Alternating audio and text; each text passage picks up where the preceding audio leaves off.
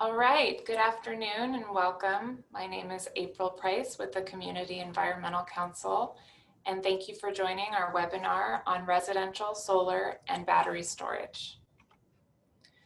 We'll have about an hour together and we have a lot to cover. So you can see in the agenda below, we'll start off with mainly some information about solar, and then we'll spend the latter half talking about batteries, and we will spend a good amount of time with our local solar installers who are joining us for this webinar as well.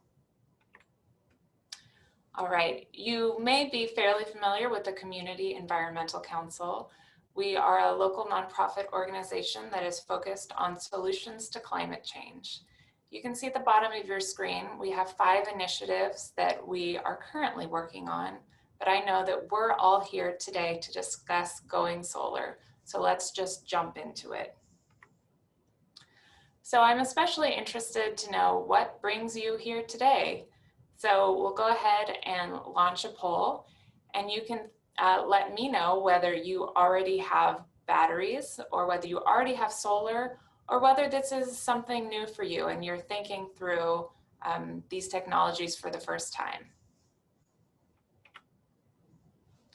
All right, great. So looks like we have about half of our participants here are looking at solar and batteries for the first time. Welcome. Looks like about 16% of you are just considering adding batteries to your existing solar. All right, thank you for that background. All right, to get you excited here, here's a beautiful solar installation that was completed last year through the Solarize Santa Barbara program. You can see these folks look happy. I bring up happiness because my colleague here at the Community Environmental Council, Michael Chiakos, tells me whenever he bikes up or drives his EV up to his home, he looks at his shining solar panels and he just feels happy. So there's lots of reasons why people consider adding battery or solar systems to their home, and happiness is perfectly fine to start. I'm sure a lot of you are also interested in the environmental benefits of going solar. This is a great way to reduce your greenhouse gas consumption and your carbon footprint. It's also a really valuable way to think about where your energy comes from. So even if you're using solar energy that's coming from a big install out in the desert, there's much less of an ecological impact of having solar energy if it's right on the roof of your home. Another benefit of going solar is you're going to be increasing the value of your home. There was a study done about 5 years ago by the Lawrence Berkeley Lab that shows across home markets in California that homes with solar sold for about $15,000 more than comparable homes without solar. So you're really looking to get your money back on your investment. Of course, once you add solar, you're also looking to start saving money immediately on your electricity bill. So just to start off as an example of saving money here, talked to someone in the community recently that had about $170 a month bill. They looked into going solar, and you can see here that this is presented annually, but after solar, their monthly electricity bill would drop to about $30 a month. But it gets especially impressive when you look at 25-year savings. So in this specific example, this customer is looking to save close to $70,000 over 25 years, beginning with a $20,000 investment, which dropped down to about $15,000 after the tax credit. I know I threw a lot of numbers at you. I'm going to walk through what this tax credit is and why it's so important shortly, but just wanted to give you a quick example of how much money you can save by going solar. All right, I went over the first 3 here, but also wanted to introduce the idea of hedging against raising electricity rates. So you've probably been paying your electricity bill for a while and know that rates do go up over the years. And whether or not you go solar, I think it's helpful to know that SCE will be changing the way that most of its customers are billed. And so there's a lot of words on the screen here, but just look at the yellow portion here. Most SCE customers will eventually be switched to TOU, or time of use rates. And that simply means that you will be charged for your electricity based on the time of day that you use it. And that has some implications for your solar decisions as well. As a quick example of a common SCE tariff or billing structure, this one here is called SCE time of use 4 to 9. And just the idea here is that, again, your electricity will have a different price depending on when you use it. Focusing on the top here, which is in the summer months, electricity is most expensive under this tariff between 4 and 9 p.m. And then during the rest of the day, it's significantly cheaper. So I'll come back to this as well, but just introducing the idea of time of use pricing for your electricity. All right, so we're probably all used to riding our bikes or driving around our neighborhoods and seeing these beautiful solar panels on our neighbors' homes. I think they're beautiful. So that's probably the most obvious portion of the solar system that we're all pretty familiar with. In addition to the solar panels on our roof, there's another crucial component to a solar system, and that's the inverter. The inverter is the component that changes the DC power from your solar system into the AC power that all of our appliances use in our homes. So to dive a little bit deeper into inverters here, let's see. So traditionally, you would just have a string inverter. So a string inverter is one centralized inverter, again, that converts all of your DC current to AC current. There's nothing wrong with a string inverter, but there are instances in residential solar installations in which the shading of one panel can decrease the production of all of those solar panels that are connected in series. So the industry has come up with two potential two technologies to address those challenges, and they have pretty similar results, but I'll just explain the differences here. So the first one is a microinverter, and microinverters are small inverters that are placed on the back of each individual panel. And power optimizers are another choice here. In that scenario, you have one centralized inverter, but you have a component that's on the back of each individual panel.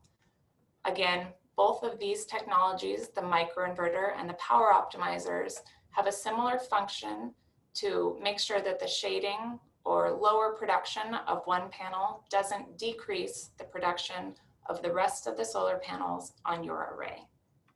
And both the microinverters and power optimizers will be available through our Solarize Santa Barbara program.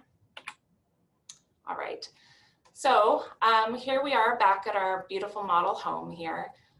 So you have your solar panels, your inverter, and then this will be connected to your electric panel. And when I talk to a lot of people about going solar, they bring up this idea of disconnecting from the grid. But actually in cities or towns, in residential solar applications, it's a great thing to remain connected to the grid, and you'll maintain your connection to the grid as a solar customer as well. So the way this works is your solar panel will be producing electricity when the sun is shining. Now, let's say it's a beautiful sunny day and maybe the pandemic's over and you're back at work and you're not in your home, so you don't need all the electricity that your system is producing. Those kilowatt hours will be sent back onto the grid, and your utility meter will keep track of the kilowatt hours that are sent onto the grid from your system. So As those kilowatt hours go back onto the grid, you will receive a monetary credit for each of those kilowatt hours that you can use later. It gets a little bit complicated to think about, but that idea is called net energy metering. And I'll walk you through an example of net energy metering. So for this customer example here, you can see that, we'll start up here, there are 3 different price points for this customer's electricity. There's the on-peak pricing, that's the most expensive. There's off-peak, you know, in the middle range here, and then super off-peak, 15 cents per kilowatt hour. So it's in the customer's best interest to use as much electricity as they can when it's cheapest. It's pretty straightforward, but it's the kilowatt hours that are sent back onto the grid during this on-peak time will be the most valuable. So let's walk through this customer's day. All right, we're starting here in the middle of the night. You might think this person is having a giant party with lots of lights, but actually this is the owner of an electric vehicle. And so he is charging his electric vehicle here, and he's doing so because electricity is cheap and it's a great time to charge up. All right, looks like they stopped charging at 5 a.m. They're starting to use a little bit of electricity. And then here, might be a little bit light on your screen, but you can see that the sun starts shining. And so rather than using the electricity, those kilowatt hours are sent back onto the grid, and each of those kilowatt hours is correlated with a value on the customer's bill close to this off-peak price. So the idea here is that these are fairly valuable credits, and these are even more valuable credits into the evening. And then the customer comes home and starts using some energy from the grid. So even though it looks like they're using a lot of electricity and maybe not banking so many kilowatt hours, because these kilowatt hours are worth more, this customer actually has excess credits that will roll over day to day, week to week, and month to month. So these sunny summer months that we're having will actually give you a chance to save up your credits that you can apply automatically. It's not something that you need to worry about, but that will be automatically applied to your bill during the shorter winter months. All right. So at the Community Environmental Council, we have been talking to people for a while about how they could most be supported by going solar. And as we had these conversations with people in the community, maybe these questions have come up for you too. It was a lot of uncertainty: who to work with, what kind of technology is the best, and how do I pay for it? So we, in response to these questions, CEC has offered our Solarize program and helped about 800 local homeowners add solar to their homes. It's been a really fantastic process, very rewarding. And the idea here is that we're making it easier for folks to go solar. Let me tell you how. In terms of selecting the right contractor, we started by putting together a committee of folks in the community, some from our local government, some with especially strong knowledge in finance, some with contracting experience. And so this was our panel of experts, and we invited solar companies in our community to apply to work with our program. So our committee really looked through the applications with a fine-tooth comb, and at the end of the day, our committee selected 3 wonderful solar contractors that you'll get to meet shortly in this webinar to work with. In addition to selecting the contractor, our committee also really looked at what type of equipment the companies were offering. So we made sure that the solar panels had excellent warranties, the inverters had excellent warranties as well. And then we sat down with these contractors and we negotiated a great price. So you can think of the Solarize program as basically a sale. we set up a limited time sale for all of residents of Southern Santa Barbara County with 3 local companies that have been vetted for you by trusted folks in the community. All right, and this last question here, regarding paying for your solar, we'll talk through some options here, and generally you might have more questions than what I've listed here as well. One aspect of the Solarize program is having someone in your court. And so we act as a Solarize coach for you, and we're available via phone and email to answer all of your solar questions. And really the goal here is just to bring more solar to our region. We want to increase the renewable energy that is on our grid. And we want to do so by keeping those economic benefits local and supporting local solar businesses. We also want to make sure you're getting a great deal on a really high quality product. All right, in order to be eligible and participate in this program, you need to have a home in Southern Santa Barbara County, and you need a place to put your solar panels. And so for most folks, you know, we're looking at roof installs. The roof face that's going to get you the most kilowatt hours is, anyone at home remember? That's right, you got it, south facing roof. But east and west facing roofs can also be good options for some solar installations. This is also a limited time program, and so the sale that we set up with these 3 installers is available until the end of October. So you would need to sign a contract by that date, but you would have some time to actually move forward with the installation. All right, so whether or not you choose to go solar through the Solarize program, there is a great incentive from our federal government that does support solar adoption. And so the federal tax credit is currently at the 26% level, which would apply to your solar and also to your battery systems that we will discuss very shortly.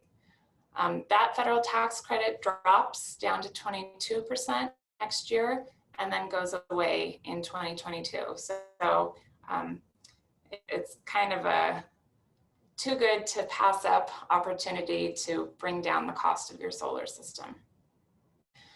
That idea of net energy meter that we talked about previously is also a great financial incentive to go solar, because again, the kilowatt hours that you don't use right away get sent back onto the grid. You get to accumulate those credits and apply them to your future energy purchases. All right, so people tend to want an example cost of solar. Again, this is just one example, but a 4.5 kilowatt system cost through the Solarize program will cost around $15,000. You apply that federal tax credit, and that brings down the cost to about $11,000. And we do want to be transparent here that all of the solar companies that we are working with do pay a 15-cent a watt portion back to the Community Environmental Council, but that's never a line item that you will see on your proposal, for instance. And so we're bringing customers to these wonderful companies that are already doing great work, and this allows us to offer these programs. All right, and so we vetted these companies that have high quality panels and inverters. These are a few options of the technologies that are available from our participating companies. You might think this is a little bit over to think about, but each of the companies that we're working with have 2 options. There's one option that is our value panel that we've negotiated very aggressive pricing on. And there's a more efficient panel that's also available through each company that would be a best fit for you, probably if you have a limited roof space and you're trying to get as much energy as possible out of a small area. And both of the all of the companies have both optimizer and microinverter options, as I mentioned. All right, so you might be getting excited and still thinking, I don't necessarily have $15,000 lying around. So many folks that I talk to are able to pay for their solar systems through secured loans with home equity lines of credit. But recently, the unsecured loan space has also really grown quite a bit. So I've been especially impressed with the options that are available, great APRs, and when you actually sit down with your financing offer, you might come to realize that, all right, you're going to pay for this system over, perhaps 12 years, but during that time when you're paying for your system, your bill to pay the system will be lower than your previous SCE bill. So even when you're financing a system, you can still have some immediate savings. All right, and leases are not something that we're offering through the program, but I did just want to bring them up because we do get a lot of questions about them. So maybe someone's come to your door and said, knock, knock, want to go solar for free? So these people aren't lying to you. You can go solar for no upfront costs through leases, or they're commonly called PPAs, or power purchase agreements. This scenario involves a long-term agreement between you and a solar company. They come, install the solar system for free, and then they sell the electricity that your solar system produces for typically 20 years. So it's a scenario, again, that can save you maybe 20% on your electricity bill for some customers, really depends on your usage. But we are not offering leases through our program because through our financial analysis, it's definitely in your best interest to purchase the system upfront if you can, or to finance the system and then eventually gain ownership. You'll have much better return on investment there. Okay, so for you battery folks, time to start paying attention. All right, batteries have been a huge area of interest for folks in our community, especially since our utilities began the public safety power shutoffs last year. So the most obvious benefit, of course, is you will have power when the grid goes down. If you currently have solar, you know that when the grid goes down, your solar also goes down, and that's for the safety of the grid. But if you do have a battery, then you can maintain at least some power to your home. The power that you maintain during a power outage is usually just your critical circuit. So you would determine, in most cases, what you really want to have on when the grid goes down. For a lot of people, it's your refrigerator, maybe your internet router, and a few other things. There are options if you want to invest a little bit more heavily in batteries, but that's one option. All right, another great thing about batteries from my perspective is their ability to reduce the greenhouse gas emissions of our electricity production. So kind of called that regional grid benefits here. But essentially, when we're charging up our batteries during the day from our solar system and then able to draw that electricity in the evening when the grid is most stressed, we are using our own stored solar electricity rather than using grid electricity, which has its own mix, and we're also decreasing the stress on the grid. As I mentioned before, this is also eligible for the 26% federal tax credit. All right, I would love to introduce you to someone who's actually gone through this experience herself. So please join me in welcoming Katie Davis from the Sierra Club to share her story. Hey, here I am. Hi, thank you, April. Yeah, I want to give a little firsthand experience with getting a home battery.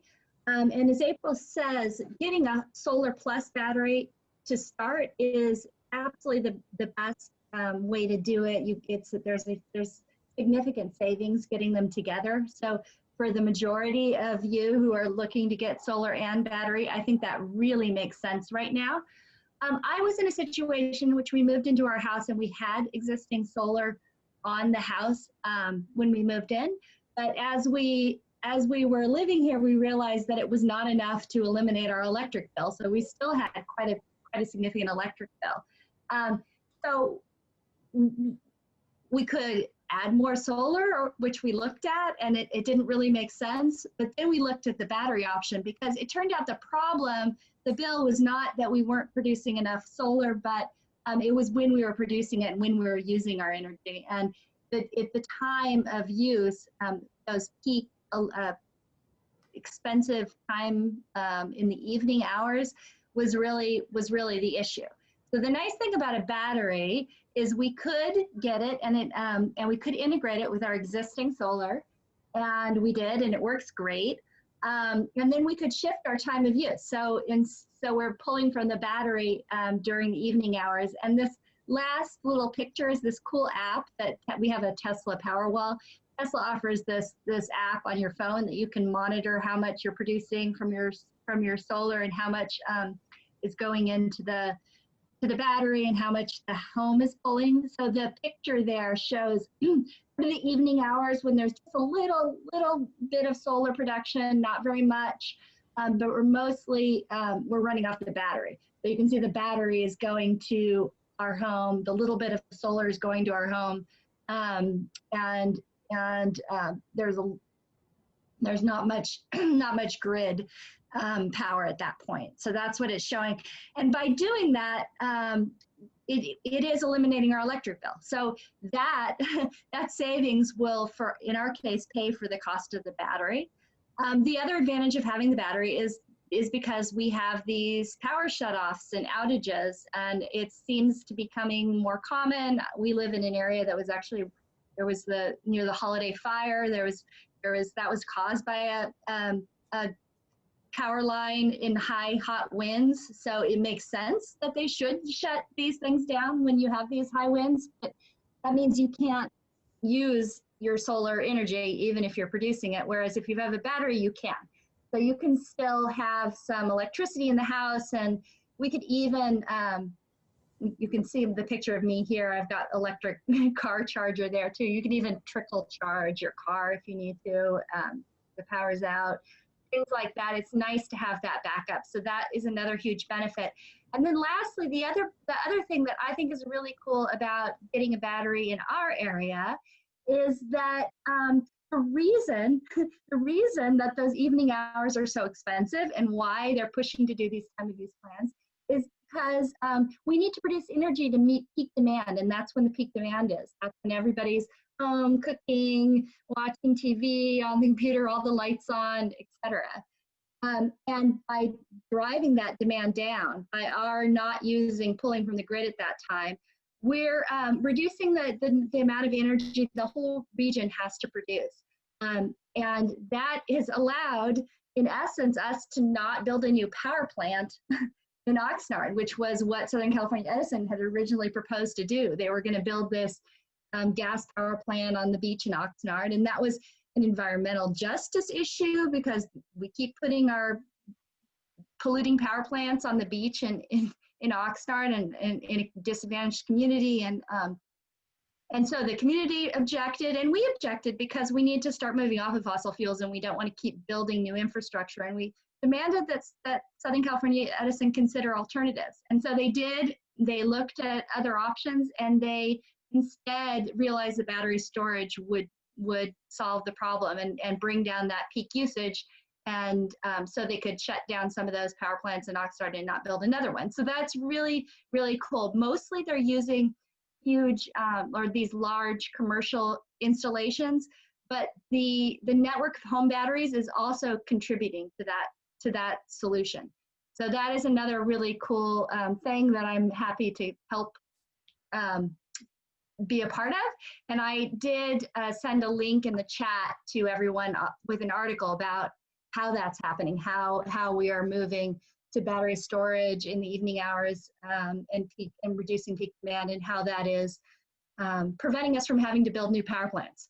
So those are the three things that I think are really cool: cost savings, doing good and reducing the need for power plants, and having backup power. So yeah, it's been working great, and it's been really fun.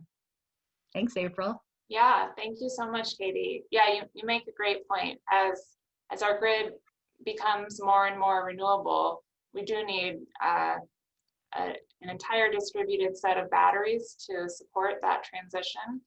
And so they will happen in large battery installations on the grid. But if you choose to do one on your home, then you have your own backup when the power goes down. So thank you so much for sharing your story, Katie. Have you had a power outage where your battery switched on, and how was that experience for you? We haven't noticed any power outages, so I think it's working great. Yeah, that's the thing, is you don't even necessarily notice if there's an outage because it just continues on. So. Okay, wonderful. Well, thank you, Katie, and Katie can answer some other questions momentarily. So if there's things coming up for you, go ahead and put them in our question and answer section. So through the Solarize program, I so far have focused mainly on the solar technologies, but we have also negotiated discounts on several battery technologies. And so the various companies are offering a few different options for adding storage here. And we thought about making this, really straightforward and just having one option, but we wanted to give you some options here. And so we're happy to talk through the benefits of each of these technologies from the perspective of our installers who work in this field every day.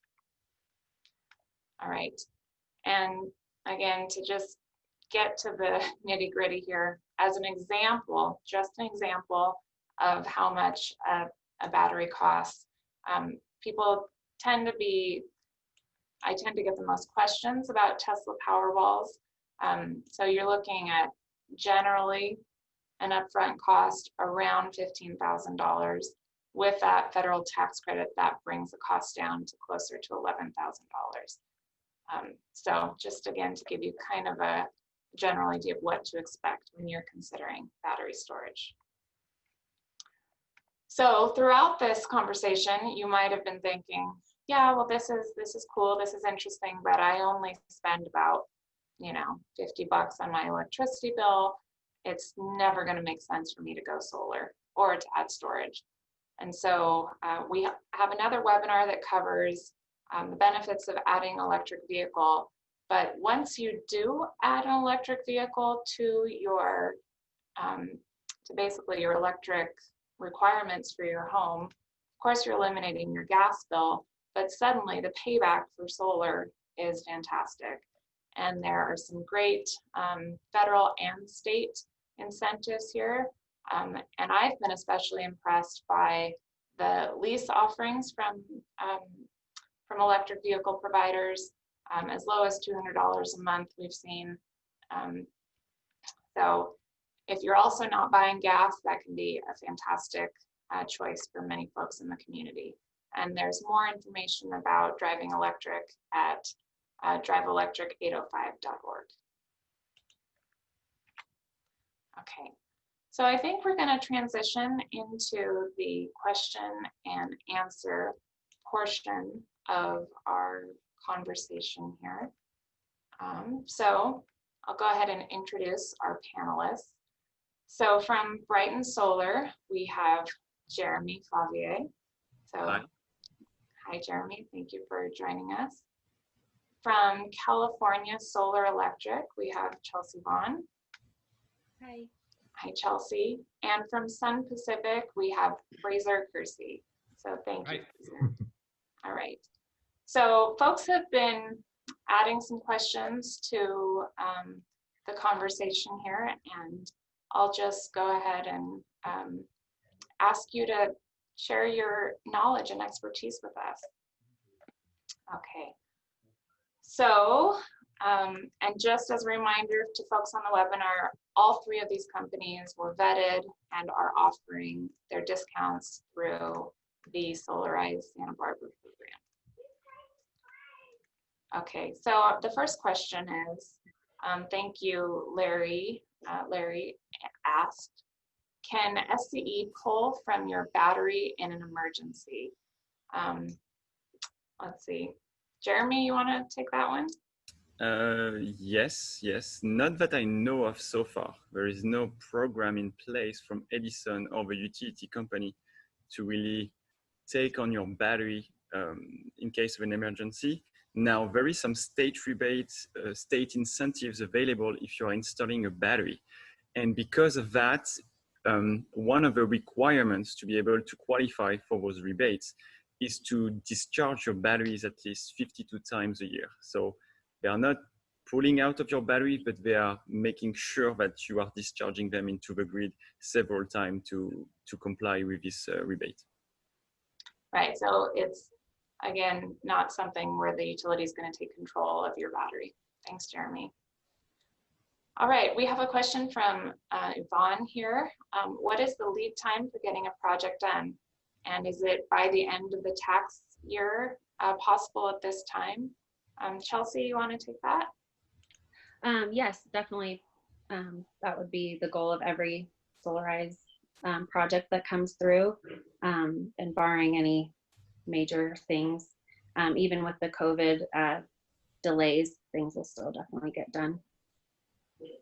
So yes. Okay, great. And we have a question from Doug. His question is, how long do batteries last?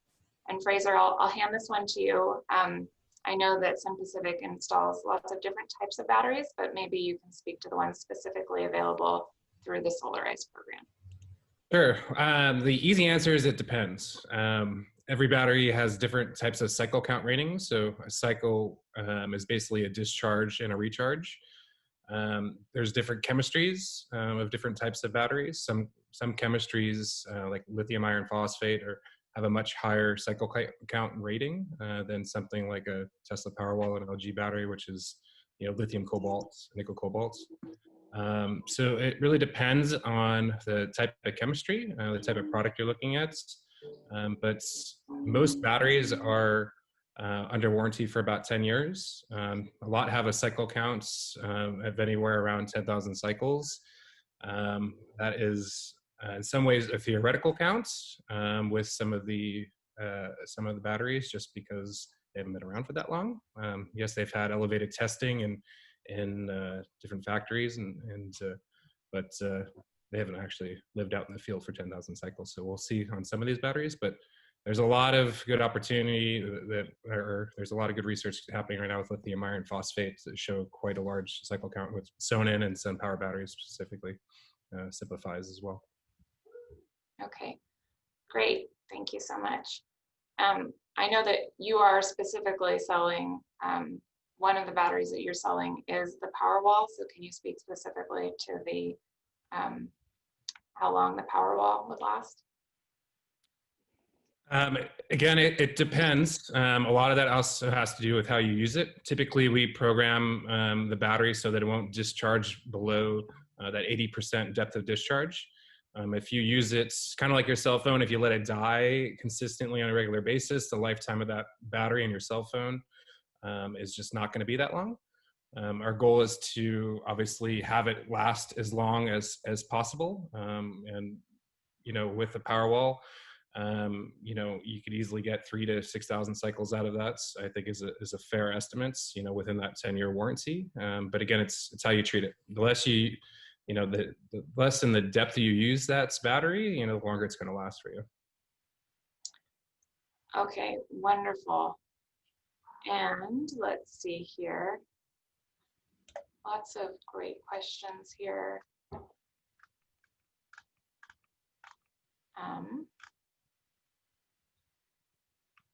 Is it better to get an electric vehicle before installing solar? Can you speak to the process there, Jeremy? I don't know if it's better, but let's say that if you are purchasing an electric vehicle up front, then your consumption will be higher. We will install more solar panels. You're going to get some economies of scale with that. But I mean, no matter what, even if you're not, I don't think it's fair to tell you to rush into purchasing an electric car to install more panels right now. If you need to add more panels in the future because you're consuming more, we can always increase the size of the system. There is absolutely no problem with that. And today, with most technologies and most inverters used in the industry, you can do this. So it's not a problem to increase the size later. Okay, great, thank you. We have a question from Paul. Do batteries and inverters need to be located next to your electric panel, and how can you solve these problems when there's space limitations? Chelsea, you want to take that? It just depends on the scenario.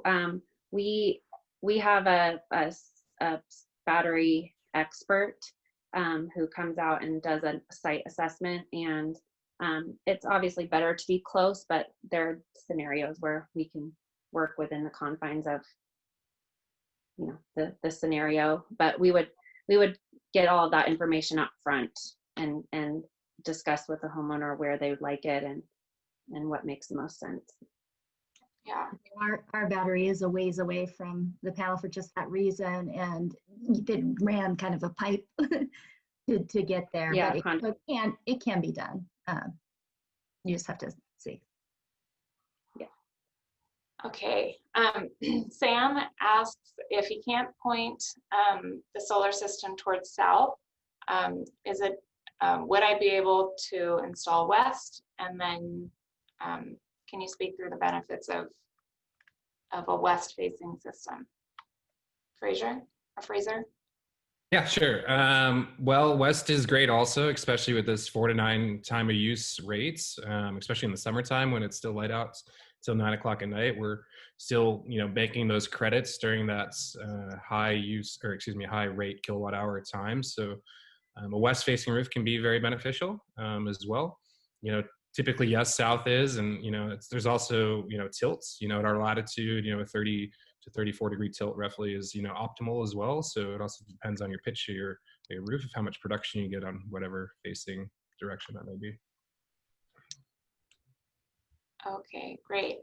A couple people have asked the question, can a battery be located in a detached garage if the solar panels are located on the roof of the main house? Jeremy, you want to take that? Yeah, sure. Everything is possible, but it's not necessarily easy. So the thing is that when you install a battery, you want it to be connected to a backup sub-panel that will power only the loads that you want to power during a power outage. Sorry. So if the batteries are on one detached garage and the solar panels are on the house, it's always possible to bring back the wires that are connecting the solar panels to your house into these backup sub-panels located in the garage. It's just that it will require some trenching to do so and stuff like this. You don't necessarily have to have a solar system connected somehow to the battery, but it's better to do so because when it's this way, when the grid is down but there is still sun, the solar panels are charging back your batteries. If you don't do this, it's just batteries and whatever you have in the battery at the time of a power outage available.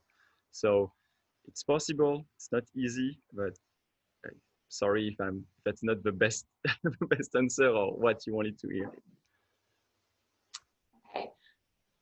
We have a few people asking questions about whether if you have solar already, then you can participate in the Solarize Santa Barbara program. And I'll just say the answer is yes. And the tax credit can also be applied to the battery if it's being used with the solar. Okay, great questions here. All right, we have a question from Russell. Is it possible to completely operate without SCE involvement? That is, disconnect from the grid and operate only with batteries and solar. Chelsea, you want to take that? It is possible. We don't necessarily suggest it, but it's definitely possible with a fully off-grid situation, and we can absolutely take a look at that. I also want to add that our region is going to be joining a community choice energy plan Santa Barbara is going to launch their own, and the county of Santa Barbara and Goleta and Carpinteria are joining the Monterey's. And those will have, those community choice energy programs are going to be an alternative to Southern California Edison in terms of your energy plan. And they tend to have extra benefits for solar owners because they want to encourage that. So I think that's going to launch in 2021, and I think it's only going to get better for solar owners, the options, because you can choose between Southern California Edison and a community choice plan. Yeah, great point, Katie. We have a question here about roof warranties. So I'll go ahead and read it. What is the situation with warranty of the existing roof against new leaks after installation? So Fraser, you want to take that one? Sure. Well, we've been around for 13 years and we've never had a roof leak, which, knock on wood. Every company has their own warranty for workmanship. Ours is 10 years, on that's the workmanship. A lot of times when we do re-roofs or a variety of other things, the roofer will hold the warranty with your roof for however long they may do that with. Typically, it's a 10-year warranty with most people. So I hope that answered your question. Okay, wonderful. And let's see, you're doing great. Thank you, guys. We have a couple of people asking about where to install the batteries and if the batteries can be installed outside. Jeremy, you want to take that? Yeah, sure. It depends on the battery manufacturer. Some battery manufacturers have their enclosure rated only for inside installation, some from outside installation. So everything is possible here. Honestly, it just depends on the manufacturers you're choosing. Okay. And we have questions about, a few questions on the other technologies other than the Tesla Powerwall. I don't know if you want to speak to, let's see. We have a couple installers that offer Tesla Powerwalls, and let's see. I know, Jeremy, you're offering a different product. I know you just spoke, but you want to introduce your product that you're selling through this program? Oh, yeah, sure. So we are offering the Sonnen battery for this program. As Fraser has been talking about before, we strongly believe into the lithium ferrophosphate chemistry for batteries and not batteries with cobalt. So that's why we stay away from cobalt. The main difference between Sonnen and other batteries and Sunpower is offering a cobalt-free battery as well, is that the chemistry inside is a little bit different. There's some studies showing the benefits of one, the benefits of the other. So I don't know if now is the place to really talk about and dive into those differences, but mainly is what is inside the battery that makes a difference. Okay, so yeah, we might dive a little bit more deeply there. So, I mean, we have the, they're different, we call them different battery chemistries, right? So we have the battery chemistry for the Powerwall that a lot of people ask about. And would that chemistry be similar to the chemistry of the LG Chem product that's also being sold through this program through Sun Pacific? Yeah, I mean, they are similar chemistry. To be straightforward, the Powerwall and an LG solution is definitely more economical in a lot of ways, but it's economical in the upfront cost. And if you look at the whole life of the battery and how much value you can create over time, or how much avoided energy costs, the kilowatt hour price of a Sunpower battery or another type of configuration with simplified batteries and, like, say, Knapback Skybox is a much better system to go with. To create that value over the lifetime of the battery. Okay, and so this Sunpower battery has come up in a couple of comments. Chelsea, I know that your company offers the Sunpower battery. Have you installed any of those yet, or what's the timeline for that availability? They are available now. We have not installed one. We have one coming up shortly, but we've just been able to offer them. They're part of the Sunpower solution, so some newer Sunpower customers can get them put in if they already have solar, or it can be part of the brand new full solar, and they're calling it the Sunpower SunVault solution. And yeah, it's a great product, and it comes with SunPower's 25-year warranty and their backing, where it's just everything's all at the one company. So I think it's a great option for people. Can I add to that specifically with the SunVault, Sunpower Battery? It's only a 10-year warranty on the actual battery, but it is under one company. And the first release of the battery, it's only available with new solar installation with SunPower AC panels. So they need the microinverters on those panels. We can retrofit it with the AC modules if they're the certain type. Okay, great. And we have a few questions coming through about what the discount is. And so I'll just go ahead and take that one. So each of the companies bid into our program with a specific price point for the equipment that they're using. And again, these prices were reviewed, and further negotiation happened with our committee. But I would like to be straightforward that, we did set up a sale for you, but we're not guaranteeing that it's the cheapest option on the market. We're really looking to make sure that you're getting a high quality experience, both from the training of the folks installing your equipment. We looked at the customer reviews of folks that have already worked with these companies, and also the products that were installed. So that was really kind of the wraparound delivery that the program is hoping to offer. All right, we have a question here about sizing a system. So I think it's Lenny here, says, how big of a system is needed for a 2,000 square foot house that uses air conditioning in the summer? Forget where we are here. Chelsea, you want to take that one? Sure.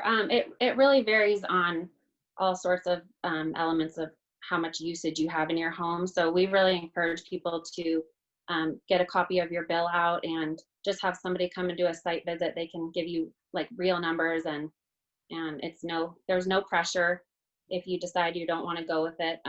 But it makes sense to just look at real numbers, because everyone uses electricity differently depending on the size of the home, and the occupancy doesn't necessarily always equate to different systems. So, but we can definitely give you like very real numbers based on what your usage is. Yeah, absolutely. If I can just add something here, and I'm really sorry to do so, it's just that I did one this morning. So it was like about 4 kilowatts, 4.5 kilowatt system. For a 2,000 square foot house with air conditioning. With air conditioning and EV. Yeah, so I think I interrupted you. What was the number that you said, 4 kilowatts? Yeah, around between 4 and 5 kilowatts. Okay, wonderful. And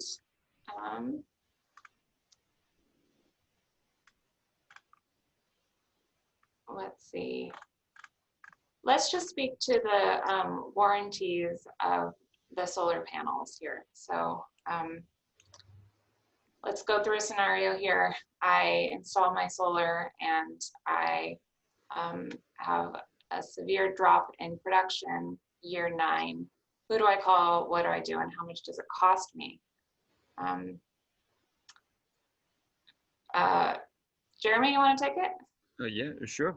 You call the solar installer, no matter who you are choosing here. And each of us have a lot of experience just knowing what to do with those panels or with those issues. The 3 companies here are real professional and a lot of expertise. So they will be able to come on site to really troubleshoot the system if it's possible, if there is something that we can do. And if it's a material problem, then we will work with the manufacturer to deal with this and to get new products if it's necessary. On the product, on the warranty right now, most of manufacturers are offering a 25 years warranty. There is always some details and some things that are changing from one manufacturer to the other into what is covered or not into the warranty. So it's important to pay attention to this with what you're choosing. For example, if you're really facing the ocean, if you're a little bit far away, depending on the application, there's different types of things to look into. But as a good rule of thumb, think about 25 years warranty. That's what you're going to get with your system. Okay, wonderful. And CEC through this process did look at the financials of all of these companies, and the committee felt that they were likely to be around for a while, but our economy is in uncertain times. So Chelsea, what do we do if maybe your company installs a wonderful product on our house, but again, year 9, you suddenly have a big drop in production and your company is no longer around? Who do we call and how much will it cost us? That is a good question. We plan to be around, and we get calls a lot from companies that are no longer in business. That's why it helps to go through a program like this, where we're not only offering, very valuable panels and equipment and expertise. So the companies stand behind their products. You're talking about the manufacturers. The manufacturers. So you can call, I guess, another solar company and they can help facilitate it. And it just depends on, I guess, what they would want to charge. Sunpower they will make sure a Sunpower dealer handles the warranty issue, and they will cover the costs of it in most cases. So that's another scenario for that. But I know all 3 of our companies have been around for a while, and I'm sure we've all had our share of helping out orphaned solar customers. But yeah, we all plan to be around. So you help out orphaned solar customers, meaning the company that installed their product is no longer in business. So you charge for your work, and then do you typically get free replacements from the manufacturers if they're still under warranty? Generally, if the product's still under warranty, then we would help facilitate getting that. And we've been around for 20 years and we've weathered some storms. So again, we plan to be around, so that's not a contingency. Okay, well, there are more questions coming in, but I do want to respect everyone's time. We're just coming to the end here. So thank you to our panelists for your expertise. Really appreciate that. Moving forward, if you're a person in Southern Santa Barbara County that is interested in exploring options through this program, you can go to our website, solarizesb.org, and sign up for the program, and then you'll be put in contact with solar coaching if you'd like from me and my colleague Aubrey at CEC, or you can also just direct, get quotes from our installers at our discounted pricing. But sign up, solarizesb.org. All right, and I want to thank everyone for your attendance today. We will be following up with answers to some of your questions that we were not able to address on this webinar. And also like to thank our local municipal partners here. Thank you to counties and cities of Santa Barbara, City of Goleta, and Carpinteria. And thank you for everything else. All right. Thank you. Thanks, April. Okay. Take care, everyone. Stay safe, stay healthy.